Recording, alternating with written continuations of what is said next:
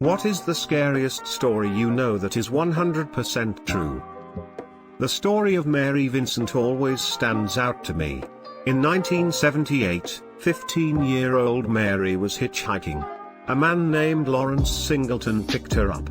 He brutally raped her, and eventually made her get out of the car. She planned to run, but he noticed, and cut both her arms off. He threw her into a ditch/ravine and left her to die. She packed her stumps with mud to stop the bleeding and spent all night crawling out. She eventually makes it to the highway and starts walking, naked and covered in blood. The first car that saw her sped away in fear. The second car was a couple on their honeymoon. They picked her up and she survived.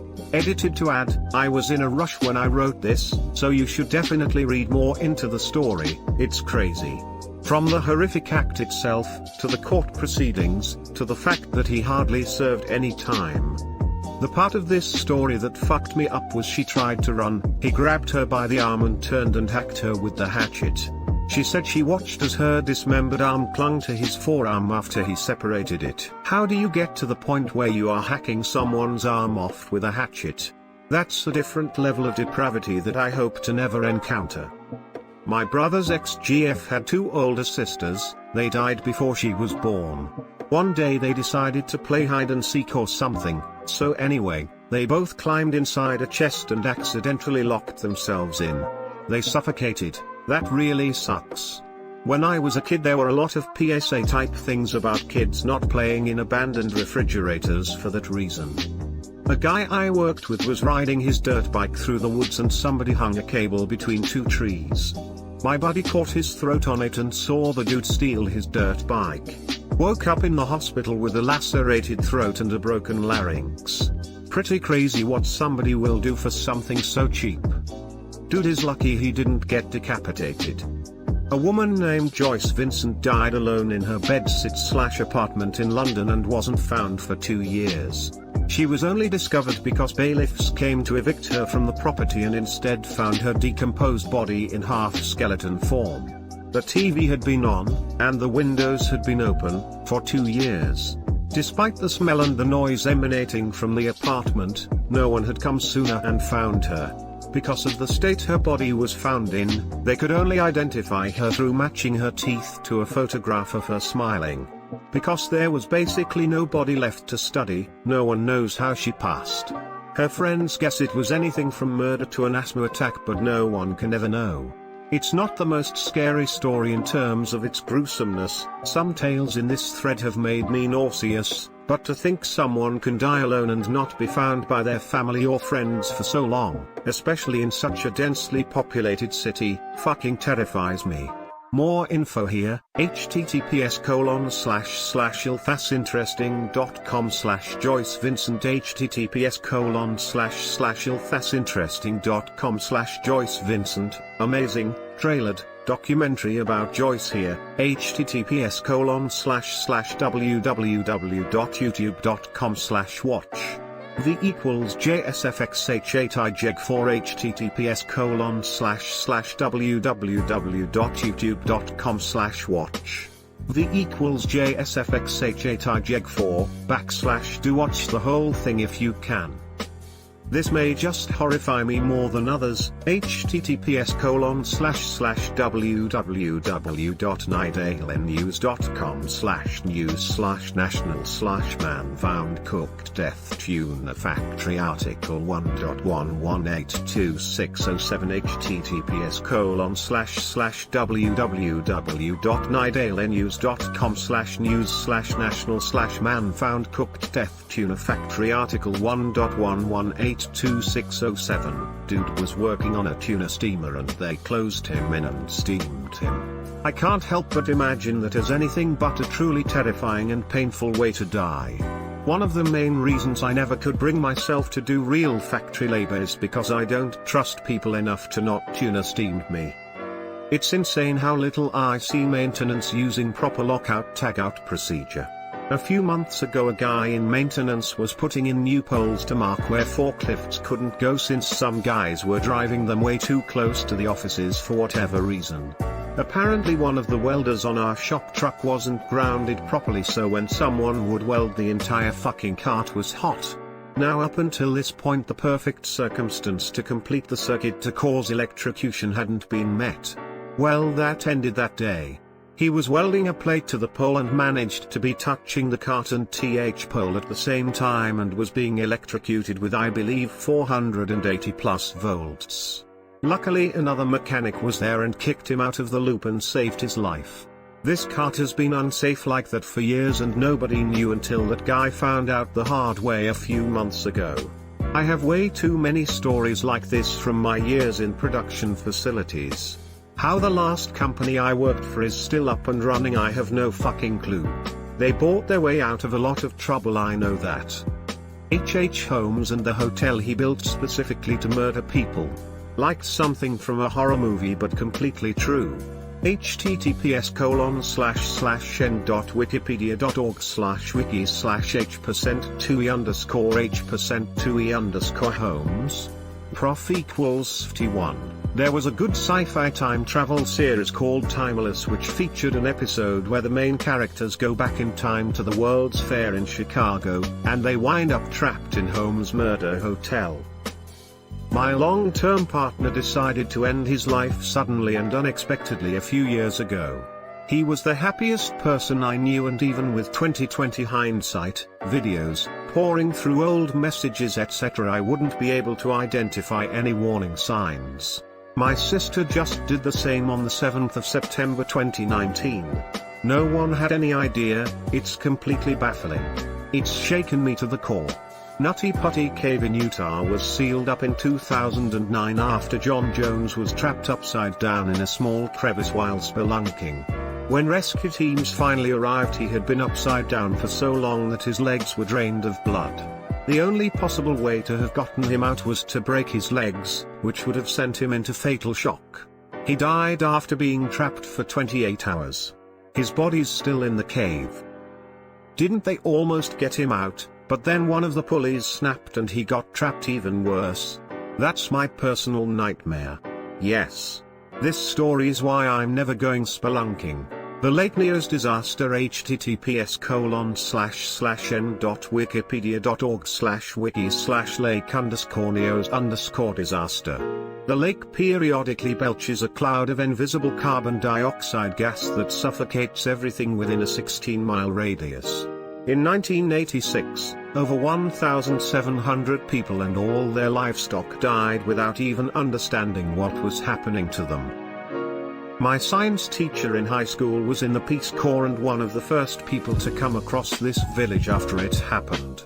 He said it was so eerie because all the flies and mosquitoes had died and it was so silent. On September 20, 1987 in Bellingham, Washington, a Georgia Pacific paper mill worker was sent to inspect a heat exchanger system in the steam plant. Inside the base of the stack, he spotted a charred skeleton. To this day, no one is certain who the victim was, how they wound up in such a horrible place, nor why. Local paper, https://www.bellinghamherald.com/news/local/article173627656.html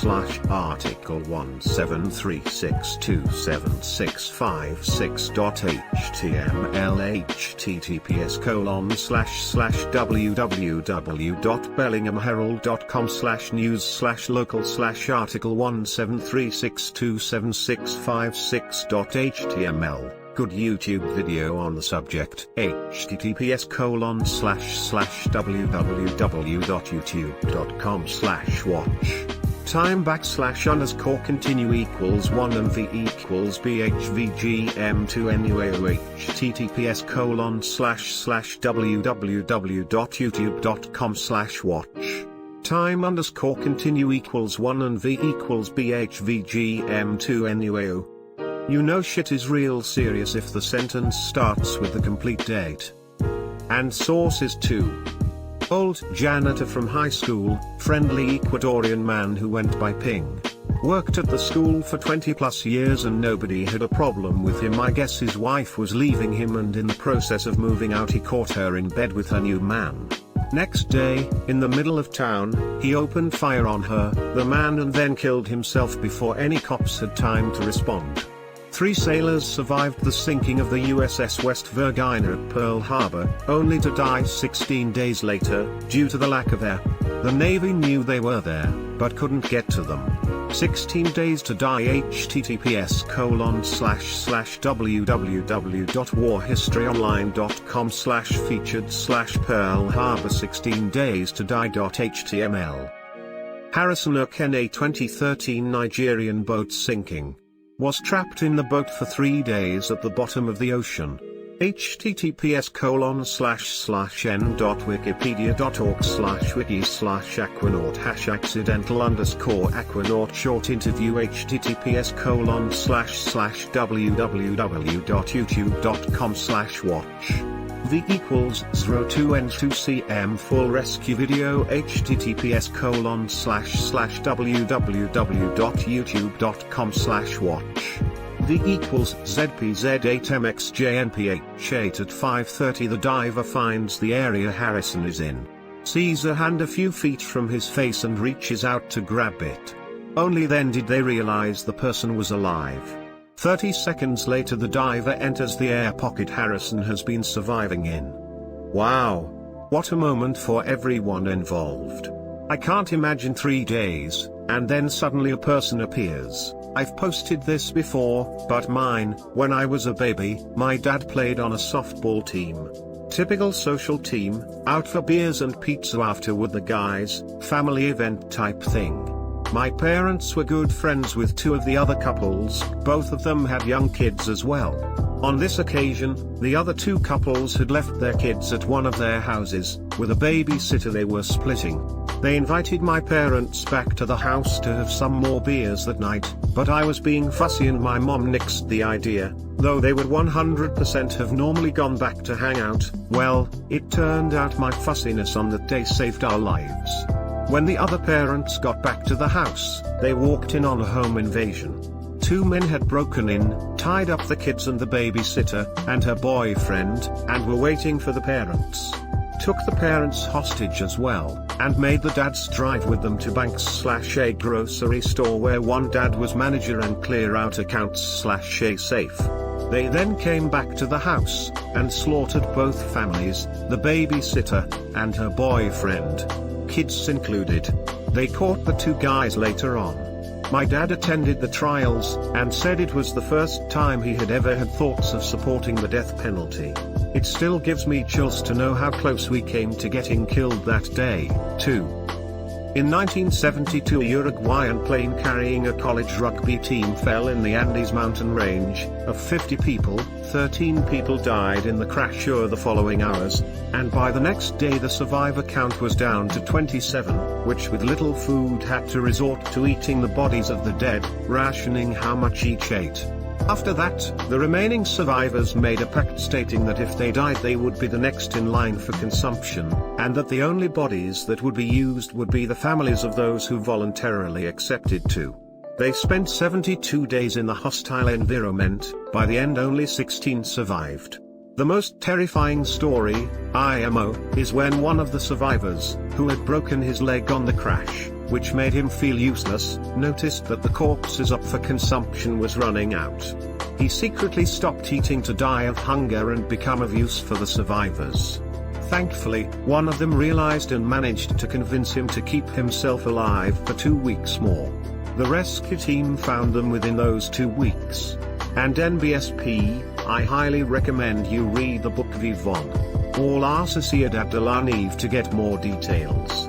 And NBSP bonus, a candidate for the Communist Party told one of the survivors, Roberto Canessa, that he didn't know what being hungry was like. My mom didn't tell me this story for the longest time, I think just so she wouldn't unnecessarily worry me when I was younger. But my parents split up when I was about 4 years old and my mom and my sisters stayed in a small townhouse for a few years before moving in with my stepdad. Anyway, while we were at the townhouse for I think less than a year, my mom heard something in her room in the middle of the night, and when she woke up to go look there was a man in her room.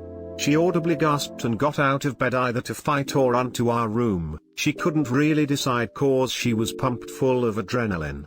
The guy ended up running out of our back door, and when the police came they found signs of forced entry.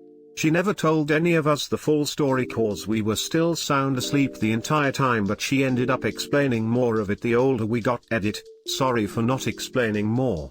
A lot of people have asked me to finish the story, so here goes. We never found out who it was. The police weren't able to either. Their best guess was that he broke in to rob the place, God forbid he wanted to do anything else, and was just as surprised to see my mom as she was to see him.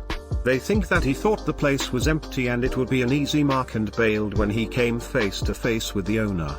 https://www.cbc.ca/news/Canada/British Columbia/lack of oxygen killed 4 at BC Mine Report 1.5823225 https://www.cbc.ca/news/Canada/British Columbia/lack of oxygen killed 4 at BC Mine Report 1.5823225. Guy goes into a small building and dies. Later, investigator shows up and sees the body, calls 911 and then dies. Paramedics show up to help them, then die. The reason? Oxygen levels at head height were normal. Oxygen levels when bent over was basically zero. Bending over in this room killed 4 people by asphyxiation. My BF works in a coal mine and told me that there are places where taking a shit can kill you. Like in the story above, the oxygen level at head height is fine, but Terry's carbon monoxide closer to the ground. You squat to take a shit and die. Edit, actually it's carbon dioxide not monoxide, thank you for telling me. Sorry for the confusion. This is a hometown story that stayed with me. It happened literally right around the corner from where I grew up, maybe a 2-minute drive away. Judy Kirby murdered 6 children and 1 adult by intentionally driving the wrong way on a divided highway in an attempt to commit suicide. She had been hospitalized for depression, but had also just ended a relationship with her ex-husband's brother and was by some reports involved in drug trafficking and fearing an imminent arrest. She picked up her sister's son, who was celebrating his 10th birthday that day. She then loaded her 3 children into the car, supposedly to pick up a gift for the nephew. Instead, she went missing with the carload of kids. A short time later, calls started coming into 911 about a car going the wrong way down the highway at a high rate of speed. They made it about 90 seconds before a head-on collision with another vehicle, driven by a father with 2 children and another child along for the ride. The crash annihilated both vehicles. The only survivors were Kirby herself, and the child who was along for the ride in the other car. There were pieces of children all over the highway. She was sentenced to 215 years in prison. How do people do shit like that? My grandfather was an engineer/architect for US Steel through the early 70s. One day a co-worker who was getting divorced brought his young son and young daughter for a tour of a steel mill.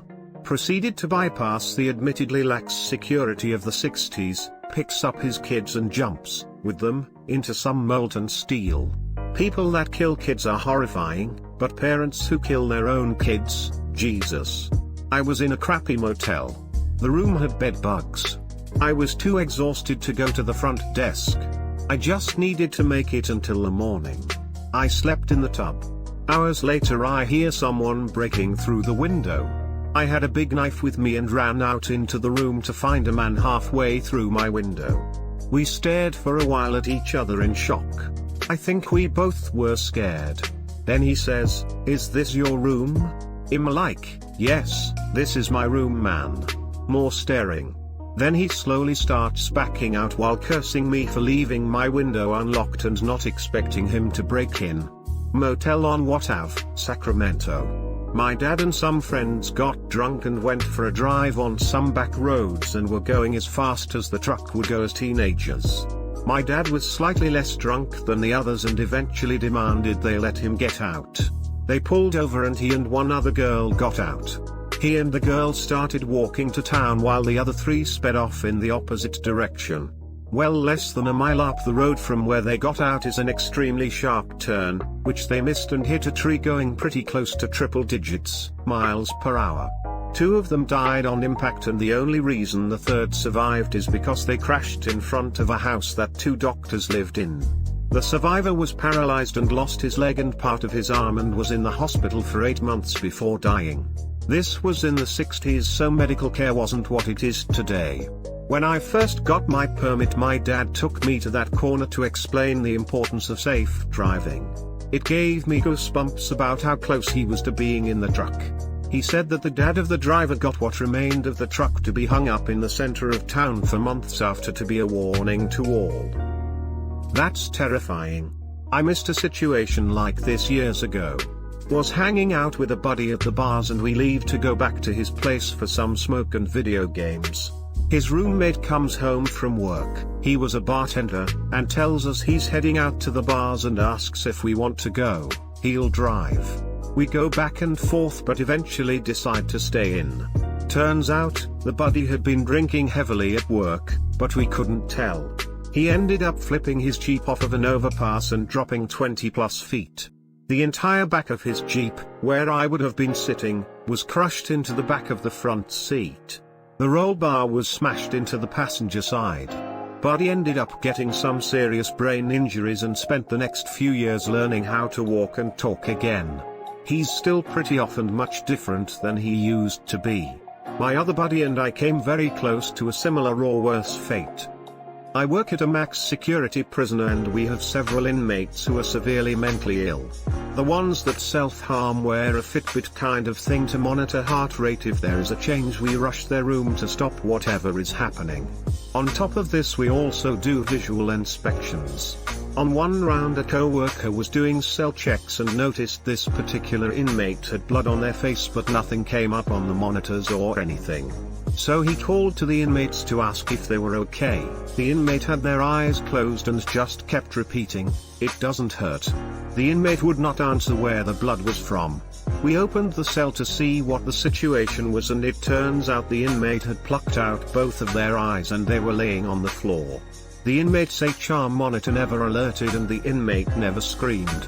Paramedics said the inmate's vitals were normal and the inmate was fully responsive.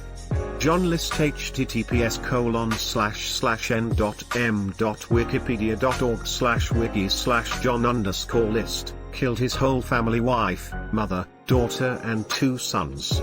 He meticulously planned the whole thing, cancelling all delivery services, excusing the kids from school, and even turned the air conditioning as low as possible to preserve the bodies for as long as possible. After he killed them all, he placed the bodies in sleeping bags and lined them up. He then wrote a letter to his pastor explaining why he had to kill them. He then leaves and isn't heard from again. 18 years later, he's remarried and doing the same job as before, but this time he doesn't have any children. He's finally arrested after a tip was given to the FBI. Crazy thing is that because he planned it so well, the bodies weren't discovered until a month after the murders, so he had a huge head start and essentially started a new life in the same career and was heavily involved in a new church down in Virginia. Took 18 years to capture him. What did the letter say that he left? He pretty much explained that he killed his family to ensure their entry into heaven because he was worried they were straying from their faith. So in a way, he thought he was saving their souls. Happened to me, have posted about it before. I was around 11 years old and I woke up in the middle of the night to a man straddled on top of me with his hand over my mouth and nose. He told me to roll over and not scream. I rolled onto the floor and tried to scream bloody murder. I say tried cause when you are truly terrified it can take a second to find your voice. My mom heard me screaming and came in and fought with the guy. He was at least 6, she was 5 feet 3 inches, and scared him enough with the fighting and screaming that he took off out the window he had come in through. Never did catch him. Hold the fuck up for a moment. What the fuck, yup. Still impacts me 30 years later. A pub in Colnbrook, Berkshire in UK has a pretty terrifying history. Greater Than the Ostrich has seen its fair share of murders and they say that over 60 were committed here. Most famous of all were those committed in the 17th century by the landlord of the time, Jarman, who with his wife made a very profitable sideline by murdering their guests after they had retired for the night. Greater than they had a trapdoor built into the floor of one of their bedrooms, and when a suitably rich candidate arrived, Jarman would inform his wife that a fat pig was available if she wanted one. She would reply by asking her husband to put him in the sty till the morrow. The bedstead was hinged and they would tip the sleeping victim into a vat of boiling liquid immediately below, thus killing him. https://www.theostrichcanbrook.co.uk/history https://www.theostrichcanbrook.co.uk/history http://berkshire/content/articles/05/05/ofstrich_feature.html http://berkshire/content/articles/2009/05/05/ostrich_feature.html. I've actually eaten at that pub with my karate class when we went to the Windsor seminar. Doesn't feel weird or anything, at least it didn't when we went in. There was a woman who worked in a science lab who spilled 2 drops of organic mercury on the back of her gloved hand. Those 2 drops destroyed her entire nervous system and brain. https://www.youtube.com/watch v=n.j 7mo1jvo58. The mercury story always scares the crap out of me because I used to work in a lab and we had a compound that could go through gloves. I read the materials safety data sheet before I handle the compound, something you're always supposed to do, and it warned that proper personal protective equipment should be worn and that the compound was a horrible, toxic carcinogen. Not knowing that it could go through gloves, none of us did. We began handling it. I got some on my palm and continued working. It only took like 5 seconds for my hand to feel warm and strange, so I removed the glove and there was a large splotch on my left palm. I immediately went to wash up, scared for my life. It went through my skin immediately, and it also targeted the nervous system, but I ended up being fine due to minimal exposure. I can't remember what compound it was now because it was so long ago, but it had a lot of P words. Scary stuff. There's nothing scarier than working in a lab and knowing you're doing everything right just to have it all go wrong. I can't even get my noodles to my mouth without dripping some on myself. Think I'll pass on this career path. Well, I'm a bit late, and I'm not sure if anyone posted this already, but the story of Hisashi Ouchi. He suffered radiation exposure so thorough his DNA was destroyed and he probably would have died in a matter of days or even hours, but doctors kept him alive for almost 3 months. He was conscious and begging for death as his body literally fell apart. https://www.youtube.com/watch v=2yi5 https://www.youtube.com/watch v=2yi5. Here's a video about it, but be warned, it is very disturbing and graphic. Shit, that was traumatizing to watch. In my town in the early 90s there was a notorious killer that had all of British Columbia, Canada on watch. My wife's mother, years and years before I knew them, had been home alone while her husband was in England doing tree surgeon work, arborist. She was in her laundry room when a man walked up from her basement, completely scaring her. She freaked out and said, "What the hell are you doing here?" He said he was friends with her husband and was just coming to see if he was here. Apparently he told him he could just walk in, which she knew was bullshit. She was smart enough to tell him that he was just at the store and would be back any minute. He said he would wait outside for him. As soon as he left she called the police, but he was long gone by the time they got here. 2 weeks later, the killer was caught, his mugshot put on TV, and it was the guy in her house. Edit, the guy's name was Terry Driver. Here's a link to his wiki https://n.wikipedia.org/wiki/Terry_Driver. My family has a similar story, and I'm pretty sure some of you serial killer buffs out there might figure out who it is before the reveal, because their story is pretty unique. When my parents were in college, they went on a trip down to Florida. They had met through mutual friends and were down there together but hadn't gone on a date yet. My dad and one of his friends were planning to meet my mom and some of her friends at a hotel, but being the carefree college guys they were, they lost track of time and realized it was impossible to get to the hotel on time by walking. They decided the best solution to their problem was to hitchhike, and a car with two women picked him up. Everything seemed fine until the driver asked them if it was okay to stop for gas. My dad and his friend agreed it was no problem since they were making good time, and she drove into a gas station. She then pumped her car full of gas before hopping back in and flooring it, basically stealing the gas with two hitchhikers in the back. My dad and his friend were beginning to freak out when she pulled a gun from under her seat and asked, "Are we gonna have a problem?" or something like that. My dad and his friend shook their heads vehemently, because what else do you do in that situation?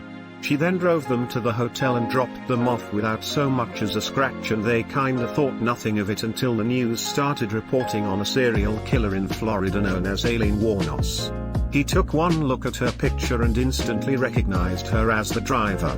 The only reason my dad thinks she didn't straight up kill them was because they were super polite and respectful to her, and her victims were usually scumbag guys trying to take advantage of her. TL, Dr. Aileen Wuornos is the reason my dad got to his first date with mom on time. Edit, spelling. This is the craziest How I Met Your Mother story I ever heard. I made the mistake of reading about the Ant Hill Kids cult at night. I don't recommend it. Here's the article I read, https://www.quiltnation.com/anthillkidsbreaklegs/hammer-go-hell/. Don't read it while you're eating. Starts of like a typical hippie/apocalypse type cult, ends with a lot of mutilation and murder. Edit, link seems to be getting the Reddit hug. Just Google the Ant Hill Kids, there have been a lot of write-ups about it. However, Teyo's pièce de resistance came when one of his followers complained of pain in the abdomen. Teyo forced her to undress, laid her on the kitchen table, punched her in the stomach, performed an enema by shoving a tube up her rectum and filled her up with olive oil. Then he cut her stomach open, ripped out parts of her intestines with his bare hands, and he forced another member to stitch her up. Then, he shoved a tube down her throat and made the other women blow air into it. Unsurprisingly, the woman died the next day. Of course, Teyo as a prophet had the powers of resurrection. This resurrection consisted of drilling a hole in the dead woman's skull and having every male member ejaculate into it. The woman remained dead, the woman remained dead. I wasn't going to click the link out of fear for my mental health, but after you made me read that, I don't think I have anything left to lose. A headless, limbless torso was found in the bushes at the rest stop in the town where I grew up. They never found the rest of her body parts or the murderer. She wasn't even identified until about a decade later. She was a prostitute that had been estranged from her family. My mom's theory is that a truck driver from out of state did it. Dismembered her, dumped her torso at the rest stop, and scattered the rest of her over state lines. Could have been an isolated incident, or it could be a serial killer. We might not ever know. Edit, here's a news article on it if any of you are interested.